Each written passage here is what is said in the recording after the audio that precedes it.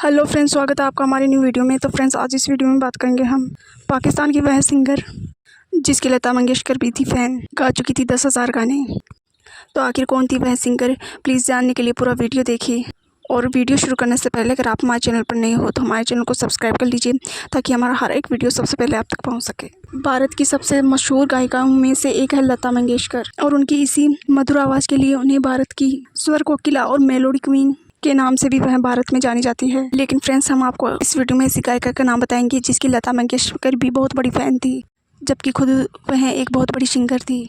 और यह सिंगर और कोई नहीं बल्कि पाकिस्तान की मशहूर गायिका नूरजहां थी, जिन्होंने अपने लंबे करियर के दौरान लगभग 10,000 गाने रिकॉर्ड किए थे। 1996 में आई बॉलीवुड फिल्म अनमोल गढ़ी के आवाज़ दे कहा है गाने को आवाज़ देने वाली और कोई नहीं बल्कि गायिका नूरजहां थी। और इसी तरह उनकी अदाकारी को देखते हुए नूरजहां किसी जान पहचान की मोहताज नहीं है। सुरीली आवाज़, अद्भुत गायकी और बेमिसाल खूबसूरती के चलते वह अपने दौर की सबसे फेमस हस्तियों में गिनी जाती थी। तो फ्रेंड्स, सबसे पहले हम बात करेंगे नूरजहां की पर्सनल लाइफ के बारे में, जिसके बारे में बहुत ही कम लोग जानते होंगे। नूरजहां का जन्म 21 सितंबर 1926 में पंजाब के कसूर ज़िले में हुआ था, जो अभी पाकिस्तान में है। आपको बता दें कि उनका असली नाम अल्लाह राखी वसी था, लेकिन फिल्म इंडस्ट्री में उन्हें नूरजहां के नाम से जानते थे और इसी नाम से उन्हें पहचान भी मिली।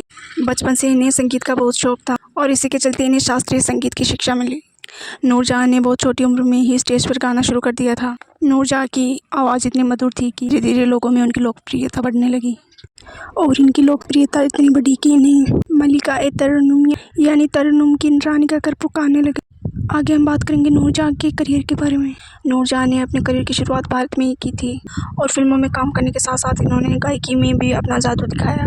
इनकी आवाज़ में गहराई और मिठास इतनी थी कि सुनने वाले दीवाने हो जाते थे। अनमोल गढ़ी 1996, जुगनू 1947 और मिर्ज़ा साहिबान 1947 में उनके गाए गए गीत आज भी संगीत प्रेमियों की जुबान पर है। बंटवारे से पहले वह भारतीय सिनेमा के सबसे बड़े सितारों में से एक थी, लेकिन 1947 में देश के विभाजन के बाद उन्हें अपना बसेरा पाकिस्तान में बनाना पड़ा। वहां जाकर भी इन्होंने अपनी गायकी से इतिहास रचा और पाकिस्तान की पहली महिला फिल्म निर्देशन भी बनी। आगे हम बात करेंगे नूरजहां की शादीशुदा जिंदगी के बारे में। नूरजहां की पहचान सिर्फ गायकी या अभिनेत्री के रूप में ही नहीं हुई, बल्कि एक बोल्ड और आत्मनिर्भर महिला के रूप में भी रही। उन्होंने दो शादियां की और अपने बच्चों के साथ जिम्मेदारियों को भी निभाया। उनकी निजी जिंदगी भी काफ़ी उतार चढ़ाव से भरी थी, लेकिन फिर भी उन्होंने कभी पीछे मुड़कर नहीं देखा, और इसीलिए उनकी खूबसूरती और उनके आत्मविश्वास ने उनको सभी की नज़र में बहुत खास बना दिया। आगे हम बात करेंगे नूरजहां और लता मंगेशकर की दोस्ती के बारे में, जो कब और कहाँ कैसे हुई। भारत की स्वर कोकिला कही जाने वाली लता मंगेशकर और नूरजहां की दोस्ती संगीत जगत की सबसे यादगार कहानियों में गिनी जाती है। दोनों की ही खूबसूरती और उनके आत्मविश्वास ने उनको सभी की नज़रों में बहुत खास बना दिया था।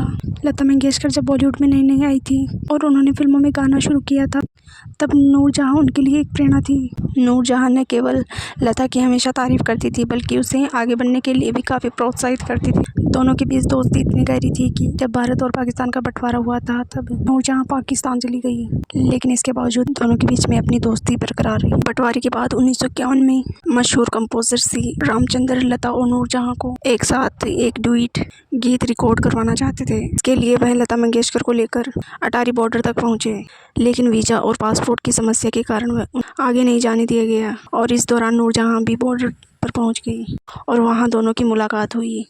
दोनों एक दूसरे को देखकर बहुत खुश हुई और गले भी लगाया। रामचंद्र ने अपनी आत्मकथा में लिखा है कि जैसे ही लता और नूरजहां एक दूसरे से मिली तो दोनों ही फूट फूट कर रोने लगी, और यह दृश्य काफ़ी भावुक करने वाला था। दोनों गायिकाएं समझ चुकी थी कि सरहदें भले ही देशों को बांट सकती है, लेकिन दिलों और दोस्ती को नहीं। नूरजहां की दोस्ती लता मंगेशकर तक ही सीमित नहीं थी, वह धर्मेंद्र जैसे बॉलीवुड के बड़े कलाकारों के साथ भी बहुत अच्छी दोस्ती थी, और फिल्म इंडस्ट्री के कई लोगों के साथ उनके खास रिश्ते रहे। उनके बारे में कई किस्से आज भी चर्चा का हिस्सा है। अपने लंबे करियर के दौरान नूरजहां ने उर्दू, पंजाबी, सिंधी सहित कई भाषाओं में गाने गाए। उनकी गायकी की इतनी ताकत थी कि चाहे सुर ऊंचे हो या नीचे, वे सहजता से गा लेती थी। यही वजह थी कि यह अपने समय में काफ़ी मशहूर थी, और यही नहीं बल्कि आज भी इनके गाने सुनने वाले इनकी आवाज़ में जादू महसूस करते हैं। पाकिस्तान में इन्हें प्राउड ऑफ परफॉर्मेंस, तमगा-ए-इम्तियाज़ जैसे कई सम्मान मिले। आगे हम बात करेंगे नूरजहां की डेथ के बारे में।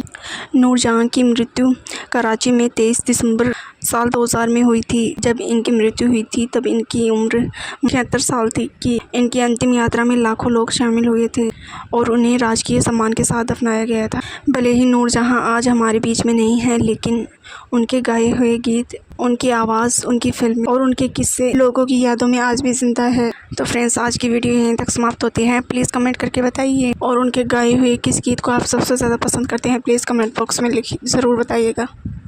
क्या लता मंगेशकर की इस दोस्त के बारे में पहले भी आप जानते थे? Please comment